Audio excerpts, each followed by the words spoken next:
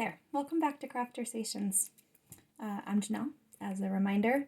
So if you've been watching these for any kind of time, you'll have seen me do a lot of my book folding, which is the main craft that I do, or the main art that I do for like my craft fairs and for selling, and I make patterns and all that. But I do crochet and cross stitch, and I don't know that you've had a chance to actually see me do anything other than book folding. So I did promise you that at some point you'd see me do something different.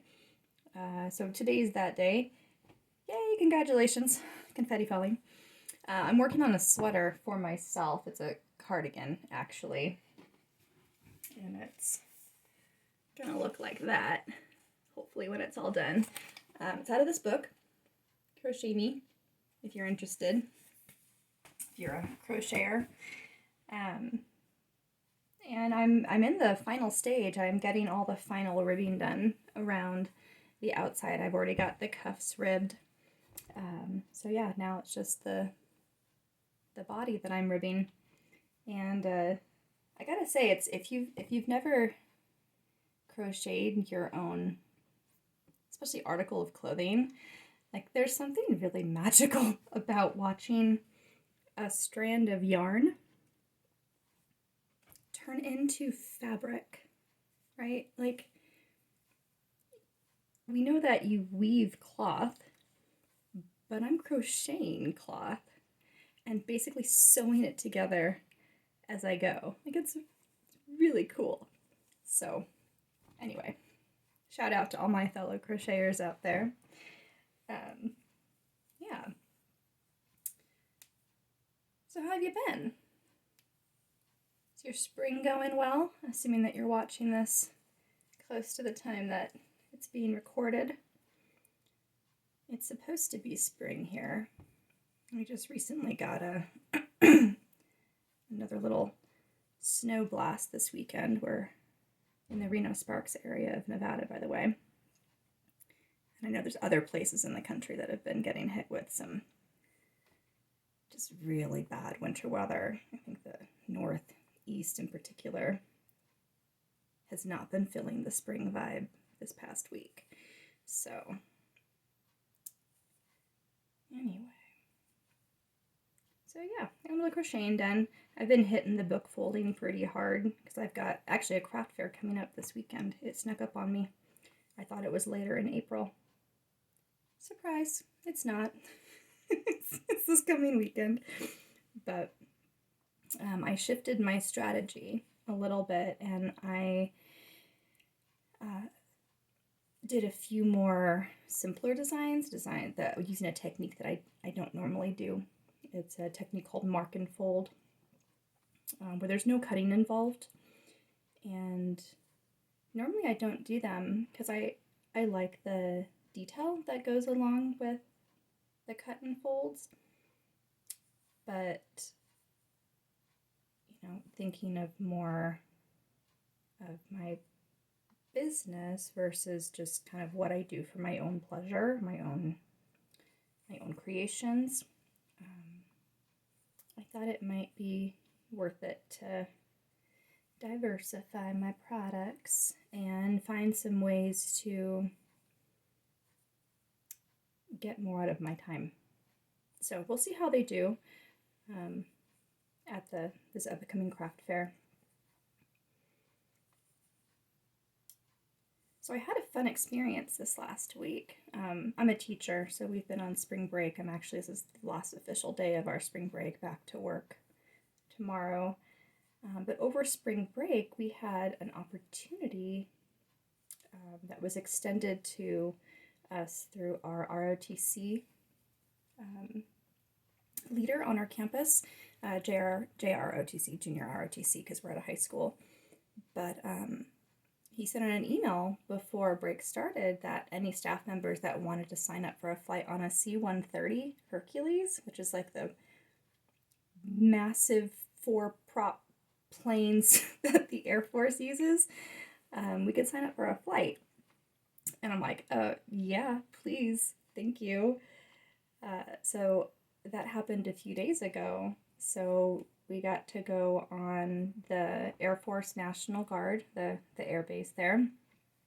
And I didn't realize, I didn't know who all was invited. I knew that the ROTC students had gone the day before, and then the day after was open for, I thought it was just for teachers. So, different teachers from the district that were invited through their ROTC leaders on their respective campuses. So I didn't really know who I was going to see, but it was open to the entire community, the entire Reno Sparks community. And so we met in this kind of like a staging room where they gave us some basic background information about the Air Force and the National Guard in particular and kind of the role that it plays. And, I'd never really thought about the difference between like a base versus like soldiers stationed on a base versus National Guardsmen who actually live in the community and then go and train on the base, whenever they're assigned to do so. And so he emphasized that, these National Guardsmen are members of our community, and as community members and community leaders, we work with them, we work with their children. He emphasized how much they rely on the community because they live in the community. They're not on the base, separate from the community. So anyway, it was a different perspective that I'd never thought about, how the National Guard is different from stationed soldiers. Anyway, it was just neat. So we're in this big room, tons of people that I don't know. There were a handful of people from my campus that I recognized and was able to interact with, but mostly it was people that I didn't know. And so after a whole bunch of information and, sorry, I'm keeping track of my count here. They got our lists and which plane we're going to be on and all that. And we finally headed out to the planes. These planes are massive. They're just massive. They're used to distribute supplies and machinery to troops that are out in the field. So they're haulers, really. And they're designed to fly at really low altitudes, sometimes 300 feet, 500 feet, so they can get below enemy radar and enemy sensors. So these are just amazing machines. They've also been asked to help out with wildfires because, again, they're so good at hauling stuff and carrying stuff, so they can distribute the fire retardant at very low altitudes, and they train in mountainous areas. So, they're used to getting into spaces where wildfires happen. So they get us loaded on these two massive C-130s, and I kind of set myself near the back, just a couple seats away from where the ramp was going to be, because I knew that they were going to open the ramp for us so we could see. We flew over Pyramid Lake, and I wanted to kind of be as close to the action as possible. So we get up into the air, and I've never been on a military plane. I've only ever been on commercial flights. I haven't even been on little Cessnas. It's only ever been commercial planes. This was very different from a commercial flight. It was bumpy. It was loud. We had to wear ear protection. And oh my goodness, the seating. So we're on these mesh seats, almost more like hammocks that you're just kind of sitting on, and your knees, I'm short. My legs don't extend out far beyond the seat. But the guy that I was sitting across, we couldn't even sit with our legs square at each other. We had to offset our knees so that my knee was in between his two knees. So super, super tight quarters. If you wanted to walk from one side of the plane or one end of the plane to the other, you had to step either very carefully in between feet, or you had to step on the seats themselves. People had to, spread their knees so they could step on the seat in between your knees to keep walking, bracing themselves on the bars on either side of the seat lane. So super tight quarters. You got very comfy. And it's interesting when you get yourself in a situation where you're basically with strangers. You're with people that you don't know, and you're in an unfamiliar situation where there's maybe a little bit of nervousness, uncertainty. I don't know if the people around me had ever been on a plane ride like this before. My guess was no, based off of their reactions. So it's kind of neat when you get yourself in a situation around strangers that you don't know, and there's that that immediate bonding that kind of has to happen just to create that social support so you can handle this unfamiliar situation that you're in. So there were, I thought of myself as kind of being like in a little quad. So there was myself, there was the gentleman across from me, and then the two ladies at the very end, they were friends, they knew each other. And so I kind of started thinking of myself as part of this little quartet. And there was a lot of interaction and eye contact that was going around this little quartet. We became a little support system for each other. And at the start of the flight, it was mostly excitement. It was kind of like a really bumpy roller coaster, like those old school wooden roller coasters, lots of jostling, and it's loud. And there were we call them whoop-de-doos, when you go over a hill, when you crest the hill and you come down fast, and you have that kind of like uplift in your stomach. So there was a lot of that going on. And the gal diagonal to me, there was a lot of smiley eye contact between us. Like we were enjoying the whoop-de-doo feeling and kind of the roller coaster vibe. And then when we got out to Pyramid Lake and we were kind of at the lowest altitude of our flight and the ramp had opened and we could see out the back where Army Rangers would have been jumping off if they were actually being deployed out to an area, or where equipment would have been dropped off the back if it was being airdropped. At about that point, I noticed the gentleman across from me not looking so hot. Like there was literally no color in his face, and he had it was darker complected than me. He looked pale, and he tapped my knee because you couldn't hear things. You had ear protection in, it was loud. He tapped my knee and he pointed up above my shoulder where there was this little pocket of tan envelopes, and those were the upchuck bags. And he pointed very desperately, like, get me one. So I handed him over one of the bags thinking, oh my gosh, this guy's gonna be getting sick soon. So he quickly got his bag out and over his face. And initially I thought, okay, maybe he's just like doing the breathing, right? He was feeling lightheaded and he was like breathing into a bag. No, he was not just breathing into the bag. And the poor guy, man, I felt for him. There is nothing that makes you feel more vulnerable, I would imagine, than getting sick in public in a confined space where there's nowhere to go. There's not like bathrooms in the back like on a commercial flight.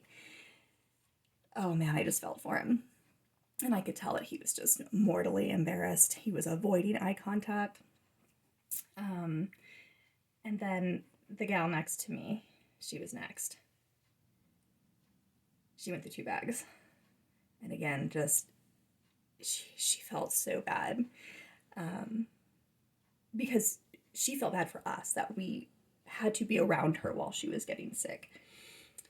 So anyway, so there's this kind of like on the spot situational camaraderie that built up between our little quartet because we were experiencing this same uncomfortable, unfamiliar, and slightly embarrassing situation together. I didn't get sick, but man, I felt it. There was something in the vibration of the plane that like amplified the butterflies in my stomach. And even though those were excited butterflies, they did not like being amplified. So I was not confident I was going to make it off that plane without using one of those little bags. But yoga breathing was my friend. So anyway, so after this whole experience was over, which was amazing, by the way, I do recommend it, unless you get extremely motion sick, and then maybe not. But we landed, we were deboarding, and we were walking back into the main building, and the poor gal next to me just kept apologizing. I'm like, it's not like you did it on purpose. You can't help it. But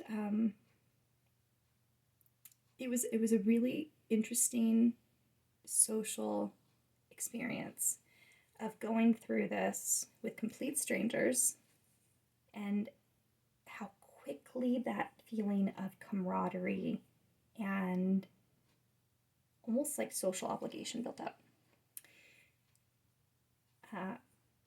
And if you've never put yourself in a position where you're around strangers and it's kind of an unfamiliar situation and there's a sense that you kind of need to create a connection, so there is a sense of mutual support and dependence on each other, I would encourage you to find a way to do it. It's actually quite a magical feeling when you're aware that it's happening. And it doesn't have to be flying on a plane, although you get that, you know, if you, the first time you fly on a plane, I think you have that sense kind of with your neighboring passengers. But, you know, maybe find an interesting class to take. Painting, cooking, I don't know, some type of self-defense class, even a CPR class, something where you get to interact with strangers and let yourself experience that. It's a little uncomfortable, so if you are someone who you feel like you get social anxiety, you might be like, oh no, that's not for me. You might surprise yourself. You know, I go dancing every week, and while there's definitely a group of regulars that I've befriended and that I know I can count on seeing every week, there's always some interaction with strangers, with people that I've never seen before and may never see again. And I think it's really good practice. And I think once you realize that you can survive an uncomfortable, unfamiliar situation and that you can build rapport with complete strangers and come out the other side of it and acknowledge that, oh, actually that was kind of enjoyable.